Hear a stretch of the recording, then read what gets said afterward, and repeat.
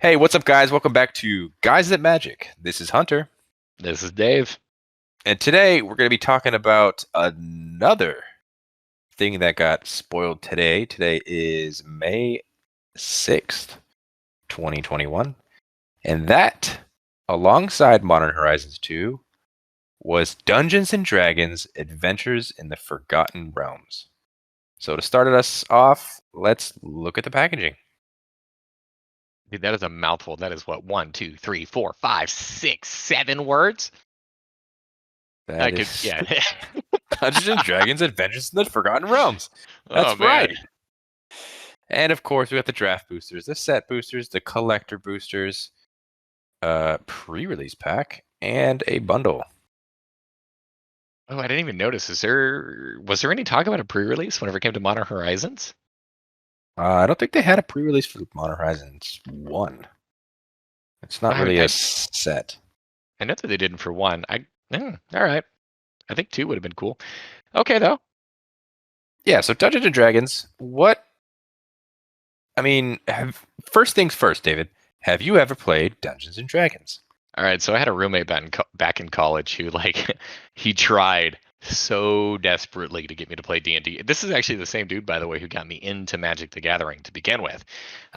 He tried so hard to get me to try D&D, and I was just not gonna do it. I don't have the imagination for this. I don't have the time and the patience for this. I can't sit down for multiple sessions of a campaign.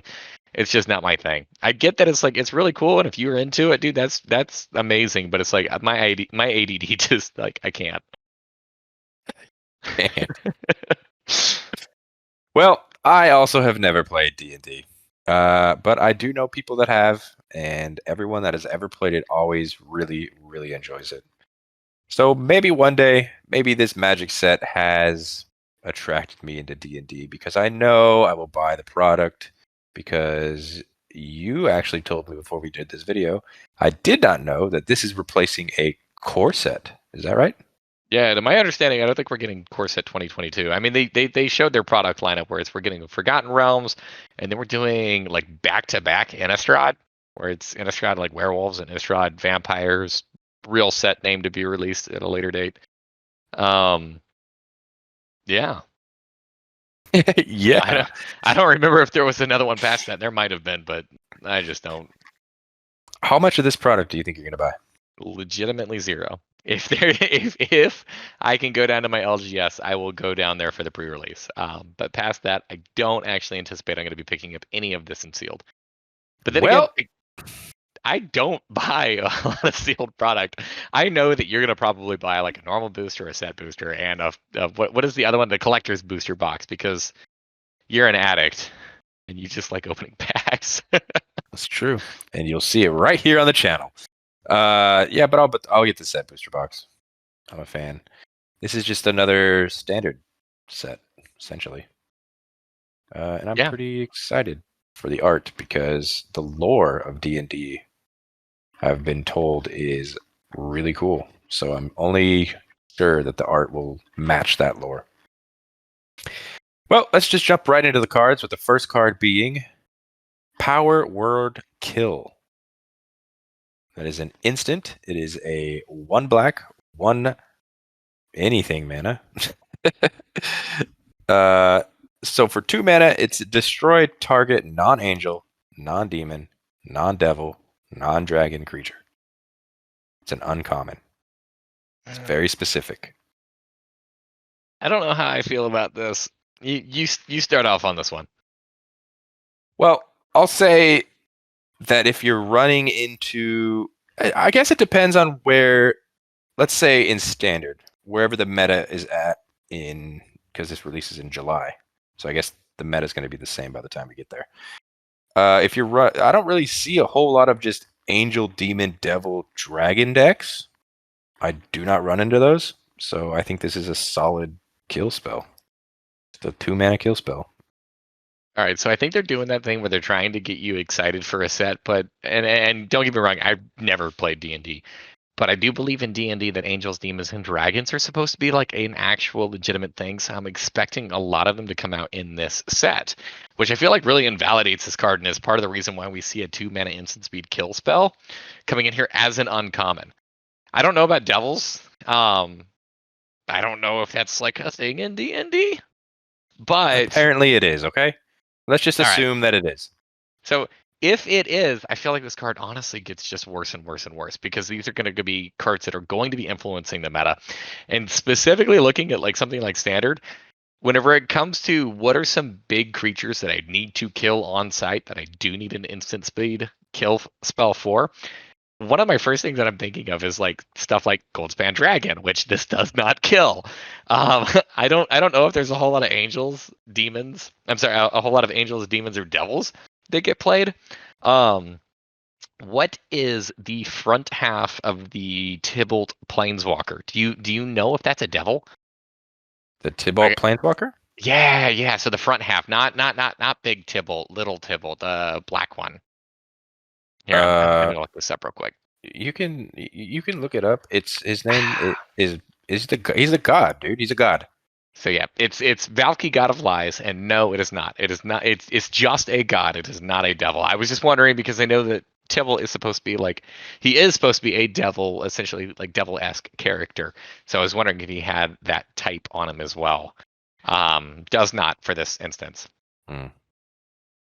I think depending on what's rest in the set, this might be pretty good. It is an uncommon 2-mana kill spell. So I guess once again, time will tell if this is played enough. I don't know. Because I could see it running against human decks.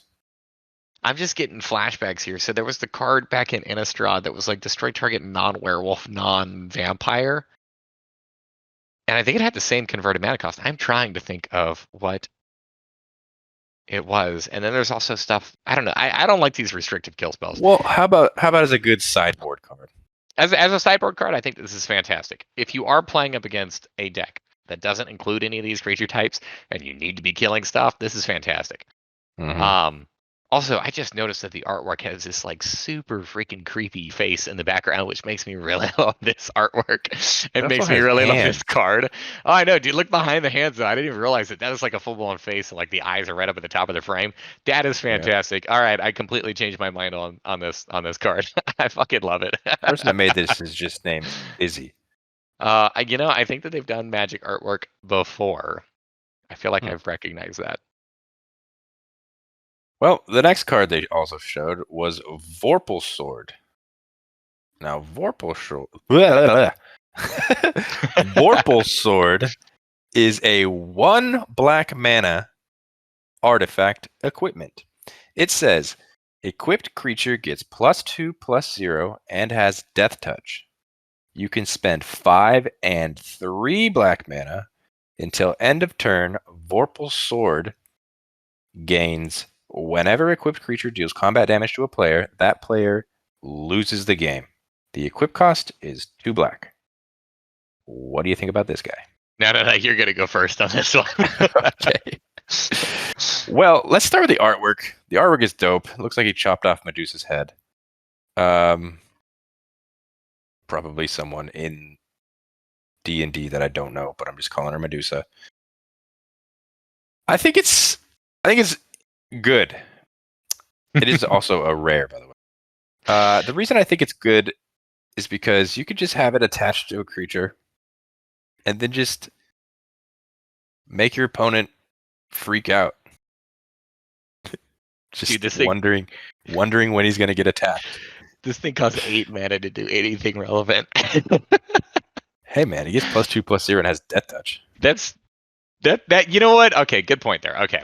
So in a low to the ground like aggro deck involving black, maybe black green, for example, and we're gonna lead into why it is that I say that here in a moment. Then sure, this might be okay.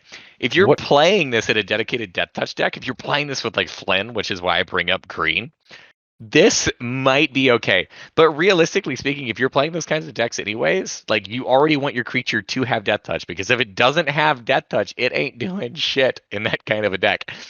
So I look at it like You got to pay a black mana to play this. You also have to pay 2 black mana in order for you to equip. This thing is not going to be very friendly for you to splash, especially in standard where the mana really isn't super great. I know that we have like the pathways and stuff, which don't get me wrong, the pathways are still fantastic, but they're not shocks. They're not fetches. They're not these like really pristine mana bases. So coming down and having two dedicated black to this, I feel like you have to be playing this in a 2-color deck. What if you're playing this on a flyer? I mean, that is adorable. What standard game is making it to the point where you can invest 8 mana for an ability? All kill spell deck. Like, no, you can't even tell me that, dude, because like the ultimatum decks are running around in standard. Like those are gonna kill you before you get to 8 mana. Or Okay. if you do ever get to 8 mana, like it's irrelevant at that point. That's true. But with this card, they also have the, of course, extended art. Not necessarily borderless, but extended art. And then they also announced the promo version of the same card with a completely different artwork. Yeah, so it's got like I don't know, it's got a chick on the cover. It's pretty artwork. I like it. Mm-hmm. I feel like it's a different sword. Is it? It looks way thinner in like the Yeah, I promo think you're artwork right. than what it does in the normal artwork. Then again, the two artists are different, so. Moving on. We got Portable Hole, and that is a 1 white mana artifact. It is an uncommon, and it says when Portable Hole enters the battlefield, exile target non-land permanent and opponent controls with mana value 2 or less until Portable Hole leaves the battlefield. All right, can we start off by going over the flavor text on this card? They fall for it every time. God, that is adorable. I love this card. They fall for it every time. I think this is pretty good. It's basically a weaker version of. Oh man, I just blanked out on what it is. What's that white spell that comes in and exiles a card until it goes away? Oh It's running God. in- I don't really play a whole lot of standard, so that's going to be difficult for me to answer. It's some like, yeah, I know there's like, is Castaway still in the format? I don't think it's Castaway, but either way, that's what I'm talking about. It's the same thing. I think this card is actually really dope. I also definitely get some like hardcore Bugs Bunny vibes off of this because I like look at her in the artwork, dude. She's picking up the hole. His arm is reaching out through it. So she's like, all right, well, I'm gonna go drop this down somewhere else and just like see who else is gonna like plunge themselves into the abyss. Um, a single white mana for an artifact that does this, I think is actually really powerful. If you are playing something that wants to get to the mid or late game up against an aggro deck, I think this is a fantastic card. Now, with this being so restrictive and that it has to be it has to be mana value up 2 or less, I feel like it is a little bit more restrictive. And because it is an artifact and not an enchantment like what these effects typically are, it's easier for a lot of decks for them to actually remove it. Most decks run more artifact removal than what they do enchantment removal, at least typically in any given meta. So I feel like this might not necessarily be as powerful as some other variants that we've seen, but coming in for only 1 mana, this is really, really hard to beat. And there's a lot of really powerful 1 and 2 mana value creatures out there that you're going to be able to get rid of with this. But you know what? I completely spaced. This does not say creature. This says non-land permanent. This card just got so much better. This can get rid of your opponent's portable hole. This can get rid of. We're just gonna play Portable Hole on Portable Hole. There you go, dude. The card I was talking about was Banishing Light. Yeah, we're playing with portals, man. All right, Yeah. Banishing Light. There you go. Banishing Light was 3 mana. Enters exile target non-land permanent until it leaves the battlefield. So this Portable Hole is just a weaker version of Banishing Light. Much weaker. Does But that get rid I of? think it Does would do a Banishing good Light job. specifically target non-land permanent, or does that hit creature too?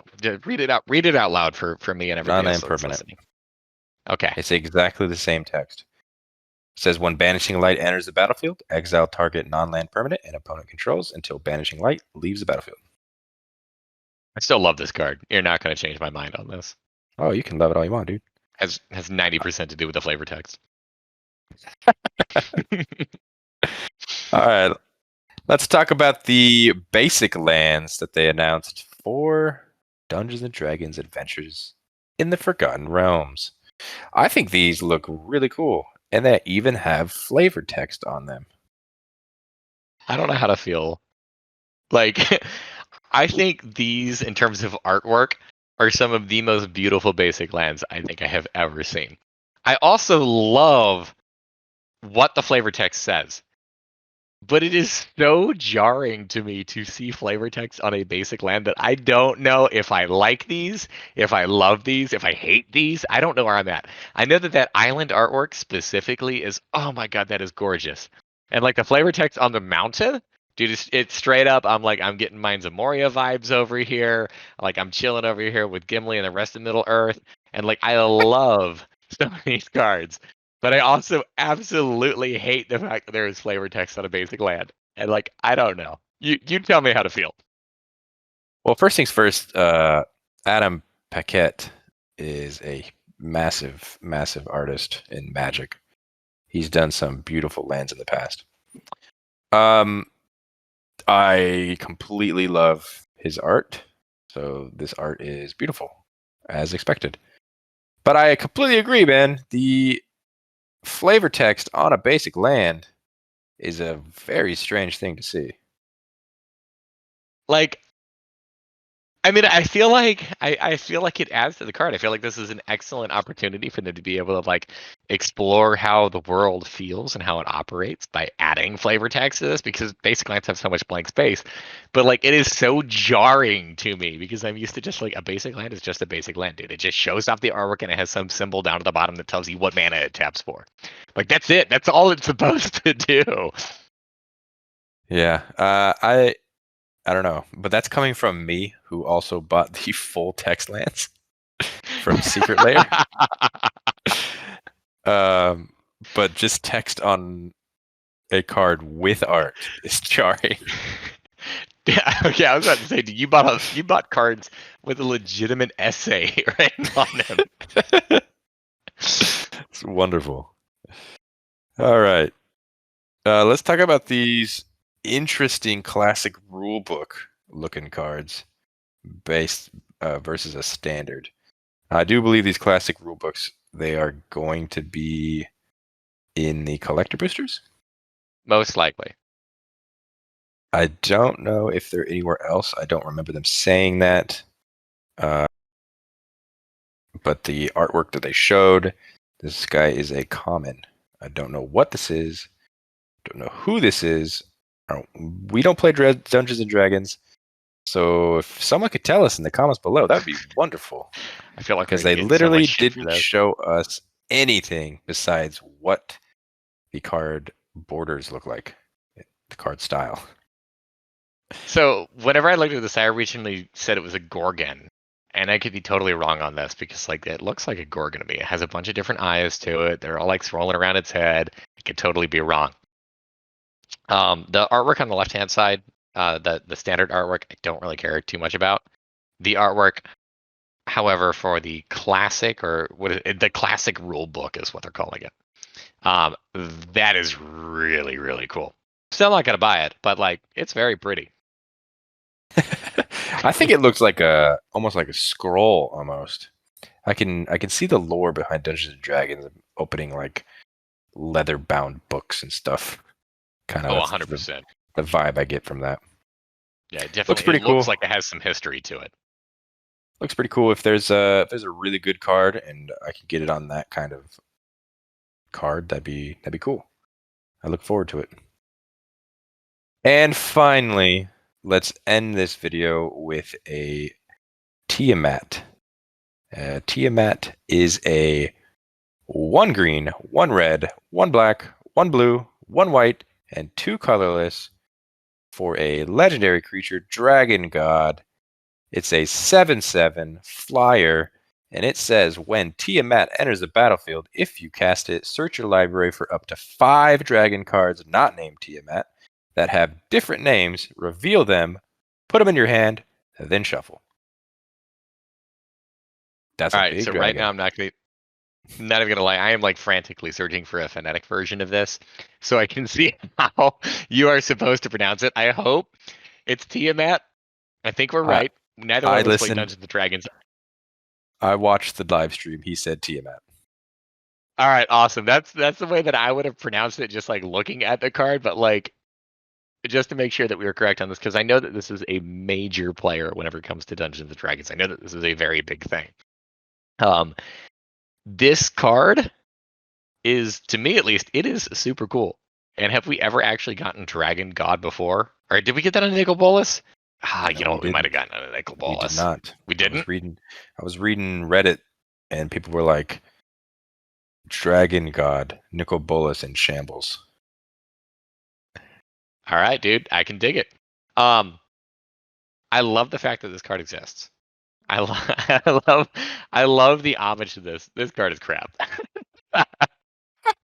This card is crap. I couldn't agree more. It's if it was a commander, still one of the worst commanders. But people are talking about putting this in the Ur Dragon. Yeah, the Ur Dragon. Dragon. I think that this would be really cool in the Ur Dragon. It's part of the 99, but like I don't see this thing helming a deck. We are going to talk a little bit more about the legendary creatures. In fact, actually, we're going to talk a lot more about the legendary creatures that are going to be revealed for both Modern Horizons and also for Forgotten Realms. So expect that in an upcoming video. Hunter and I mainly play EDH, so that's kind of like our love child, our little like baby that we mainly spend most of our time with and most of our money going after. So we're going to be talking about all the legendary creatures. Just kind of a sneak peek though for this one. I hate it, to be honest with you. As like a commander at the helm of a deck, it's pretty. It's It gives you pretty. access to all 5 colors. I'll tell you what though, that full art version, that is pretty. Oh, dude, it's gorgeous. I love both artworks of this card. Don't get me wrong. I mean, the full art version, honestly, I think really kind of knocks this thing out of the ballpark for me. But a total of 7 mana, including Wooburg. So you got the entire color pie there. This thing is not necessarily going to be the most easy thing to cast. And whenever you do get it in play, I mean, okay. All right, so it does tutor, which tutoring is really good. And you do get to tutor several times for different dragons. I just look at it like for 7 mana, if you are playing a commander that It's not costs worth 7 it. mana, you better just win the game. And this doesn't do it. Yeah, it's not. It's not that good. I don't know. Would I be Unless Would I be stoked to open it? Yeah, I would. un- It unless looks I'm cool. missing like some combo piece here. I think the I worst part, one of the worst things about this card is that it says when it enters, if you cast it. If it got rid of if you cast it, then you can combo it off with like the world tree. mean, but like if you're playing this as your commander, if you're playing this at the helm of the deck, you're going to be casting it because it's going to be coming from the command zone. That's true. Like cheating that out is like realistically just not going to happen. Say say you open this in a pre-release kit. You're probably not playing it. No, 100% I'm playing this.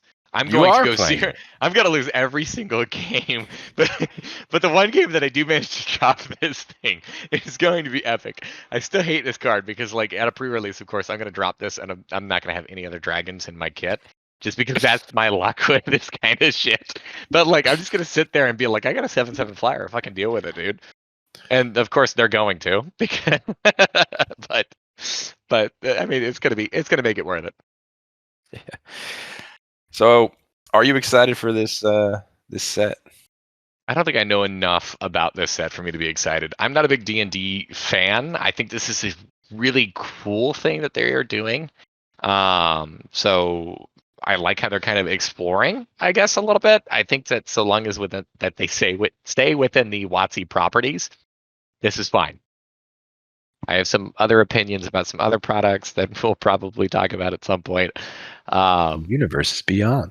Yeah, those being the products. But for this, I think this is really cool. I think that this pays homage to a lot of people who do play D&D, and that is absolutely fantastic. I think that these cards are really, really cool to get other people to maybe who do play D&D, who don't play Magic, to get them involved in Magic. I personally, I don't really know a whole lot about D&D. I also don't see this as a product that's going to get me into D&D either, though. I think that this is a cool thing for Magic, and I'm gonna continue to play Magic because I'm addicted to this shit and I spend too much of my time and money on it. But I don't know.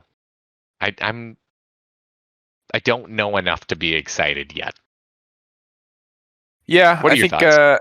I think we're gonna have to talk to our D&D friends and see what they say. If they can hype us up enough to get excited for this, then I'll be excited. Either way, I'm buying the set booster box just because I'm like that. But yeah, Dungeons and Dragons. I mean, it is a new set that is fully legal in pretty much all formats. And remember, boys and girls, if you value your wallet, don't do what my co-host does. Just go Don't buy be me. singles. Don't Just be go buy me. singles. Go pick up your fetch Exactly. lands from Modern Horizons and just call it a day. Yeah, I think that's the best idea. Well, I think that ends the video. Hope you guys enjoyed. Like the video, comment down below, subscribe if you haven't already. This is Guys at Magic. Till next time. Later. Later.